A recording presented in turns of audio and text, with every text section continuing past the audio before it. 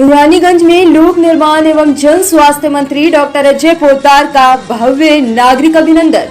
Raniganj chamber of commerce के प्रांगण में रविवार को पश्चिम बंगाल के लोक निर्माण एवं जन स्वास्थ्य मंत्री डॉक्टर अजय पोद्दार के सम्मान में एक भव्य नागरिक अभिनंदन समारोह का आयोजन किया गया।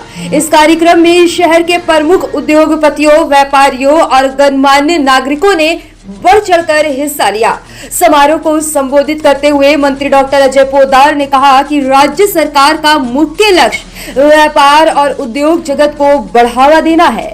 उन्होंने जोर देते हुए कहा कि व्यापारिक जगत की उन्नति ही राज्य की आर्थिक और रोजगार सृजन की आधारशिला है। उन्होंने व्यापारियों से आह्वान किया कि वे राज्य के समग्र विकास और में अपनी सक्रिय भागीदारी सुनिश्चित करें। कार्यक्रम के दौरान मंत्री ने स्थानीय व्यापारियों के साथ विभिन्न विकासात्मक मुद्दों पर विस्तार से संवाद किया। उन्होंने व्यापारियों की समस्याओं को ध्यानपूर्वक सुना और क्षेत्र में बुनियादी ढांचे को मजबूत करने तथा उद्योगों के लिए एक सकारात्मक वातावरण तैयार करने का पूर्ण आश्वासन भी दिया। रानीगंज चैम्बर ऑफ कॉमर्स की ओर से अध्यक्ष जुगल किशोर गुप्ता और महासचिव भरत कनोडिया ने मंत्री का स्वागत किया। उन्हें उत्तरीय ओढ़ाकर पुष्पगुच्छ और स्मृति चिन्ह भेंट कर सम्मानित किया गया। उपस्थित जन समूह ने करतल ध्वनि के साथ मंत्री का गर्मजोशी के साथ स्वागत किया। कार्यक्रम का समापन क्षेत्र के औद्योगिक विकास, व्यापारियों के हितों की सुरक्षा और आधारभूत संचालन के विस्तार के संकल्प के साथ हुआ। इस अवसर पर चैम्बर के सभी पदाधिकारी, सदस्य और शहर के कई प्रमुख लोग भी उपस्थित थे। कॉमर्स का मतलब बचपन में हम लोग एक ही नाम जानते थे, वो गोविंद राम खेतान जी का था। चैम्बर का अगर हम लोग चैम्बर का अगर पर्यायवाची शब्द हम लोग बनाए तो कोयलांचल के लिए वो नाम सिर्फ स्वर्गीय गोविंद राम जी खेतान। बचपन में हम लोग सिर्फ यही नाम सुना करते थे, जिसके माध्यम से आज चैम्बर ऑफ कॉमर्स हर जगह फल फूल रहा है।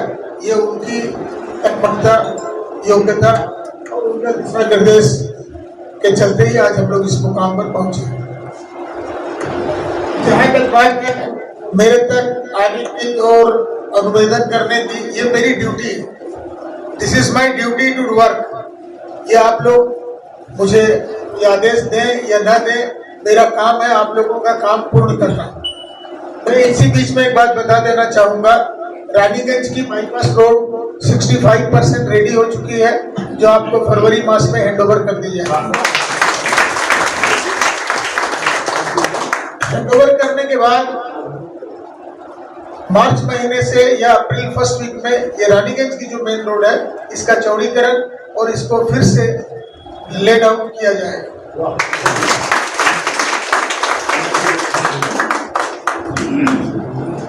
आप लोगों की और कोई भी अगर समस्याएं हो, क्योंकि रानीगंज एक पौराणिक शहर है और इसकी विरासत आज से नहीं, ब्रिटिश पीरियड से पहला कोयला खनन यहाँ होकर स्टीम इंजन चली थी, उस जमाने से इस शहर को जाना जाता है।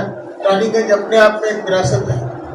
रही बात बराकर की, तो बराकर में जो सिद्धेश्वरी मंदिर है वो 1200 साल पुराना है। ऐसा स्ट्रक्चर पश्चिम बंगाल में कहीं भी नहीं है। तो ऐसा समय रहा होगा जब वहाँ की संस्कृति का भी उत्थान पर रही होगी। सिद्धेश्वर मंदिर हिंदुस्तान में 3 जगह है, बराकर, मध्य प्रदेश और महाराष्ट्र। ऐसी मान्यता है कि सिद्धेश्वर नाथ खुद रुद्रावतार थे, उन्हीं के कार्यकाल में तीनों मंदिरों का निर्माण हुआ है। उसकी असंख्य मूर्तियां बराकर में है, जिसमें एक मूर्ति, नायाब मूर्ति पटना म्यूजियम में है। पटना म्यूजियम में वहाँ की कई मूर्तियां हैं, जिसको विदेश में गोल्ड के एक्सचेंज में खरीदने के वो लोग तैयार हैं। वो एक अपने आप में ऐतिहासिक शहर है। कभी वहाँ की इकोनॉमी कलकत्ते के बाद सीधे बराकर का नंबर आता है। इस बात से लोग सहमत हो या नहीं हो, इससे मुझे कोई फर्क नहीं पड़ता है, मगर जो हकीकत है वो यही है। मगर 70 सालों में, 75 सालों में सारी सरकारों ने उस छोटे से शहर को, ½ किलोमीटर के शहर को सिस्टमेटिक वे में बर्बाद कर दिया है। और उसके उत्थान के लिए जो भी कुछ करना होगा मैं अवश्य करूंगा।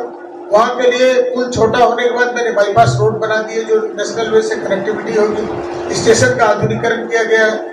मेरे क्षेत्र में 3 स्टेशन है, सीतारामपुर, कुल्टी और बराकर।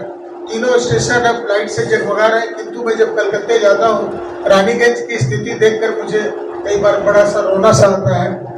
इस बार मैं सीधे मंत्री महोदय से ही आग्रह करूंगा कि रानीगंज को एक विशेष लिस्ट में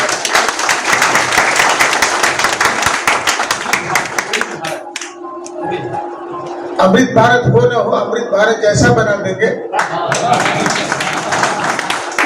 क्योंकि अमृत भारत तक पहुंचने का एक बहुत बड़ा रास्ता तय करना पड़ता है। तो मैं इस बार जब जाऊंगा अगस्त के महीने में, तो माननीय रेल मंत्री जी से आग्रह करूंगा। ऐसे में मेरे से उनका काफी मधुर संबंध है और मेरे संपर्क उनसे काफी अच्छे हैं और मेरे कहने के बाद वो ना करेंगे ऐसा नहीं है। तो रानीगंज जब मैं क्रॉस करता हूँ तो ऐसा महसूस होता है कि एक विरासत वापस पीछे की तरफ लौट रही है, अंधेरे में डूब रही है। उसे उजाले के लिए मैं अभी कल से ही ऑर्डर कर दूंगा डीआरएम को कि वहाँ पूरी लाइट्स लगा के इस पार से उस पार तक पूरा उजाला हो जाए, कैंपस में चर्चा रोशनी। और आप लोग भी जो भी आदेश होगा और मैं अपनी मिनिस्ट्री के माध्यम से जो कुछ कर पाऊंगा वो भी करूंगा। ऐसे मैंने लोगों से कहा, इंडस्ट्रीज लोगों से, हमारी इंडस्ट्रियल पॉलिसी भी आ गई है, जो 100 करोड़ के सिर्फ शुरू करना चाहेंगे उनको सिंगल विंडो सिस्टम दिया जाएगा, जिसमें कोई कॉर्पोरेशन और ग्राम पंचायत का परमिशन का कोई जरूरत नहीं होगा, वो सरकार की उसमें इंसेंटिव भी होंगे।